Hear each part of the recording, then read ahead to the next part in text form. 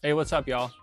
Beautiful day here in Boston. Wanted to come out here and talk a little bit about what I've been doing with the rower and my rear delts. So let's hop into it. At the beginning of the year, I started doing this workout, developing my rear delts and using the rower as a form of cardio, and it's led to some really great results. I've done 45 workouts over this 3.5-month period, so about 2 to 3 workouts a week. I took a lot of inspiration from John Meadows, famous bodybuilder, RIP. And he mentioned that rear delts need a lot of volume and lower weight. And that's really what this workout is. So I'm gonna go through a demo of this workout and the different parts and the different things that I'm thinking about. So for the first 10 minutes, I'm just getting warmed up. I'm just going through your standard row.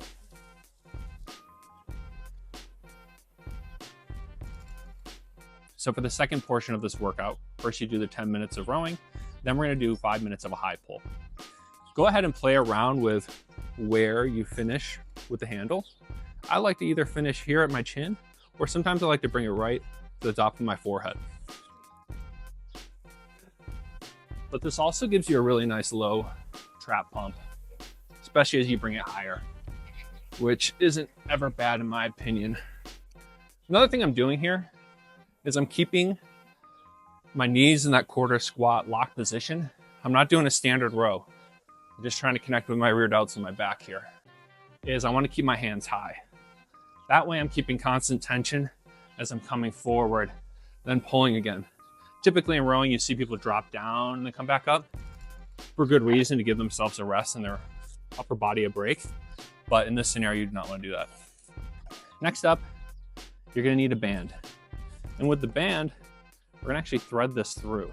This is where I get the biggest rear delt pump and the most connection, probably the most bang for my buck, is this portion of the workout. So you did 10 minutes of the row, 5 minutes of the high pulls. Now we're doing 5 minutes of band pull aparts. The reason I love this is it gives you a lot more extension over your standard handle, so you can get a lot more depth. And you're gonna bring it to your chest and then pull apart here.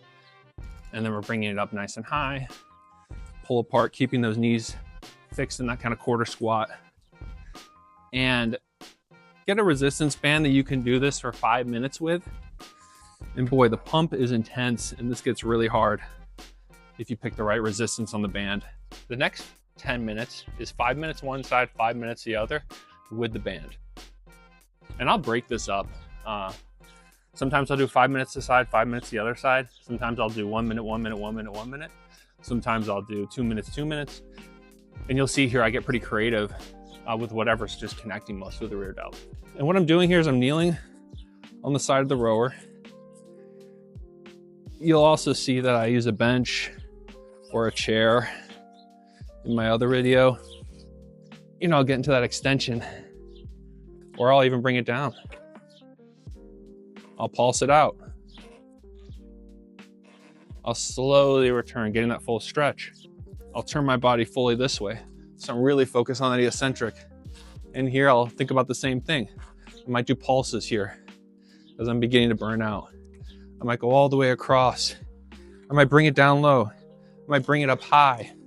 And really, when it comes to the settings here, I played around with like a 1 to the 3 there, but never went higher than that, because after 5 minutes of that, it was really intense.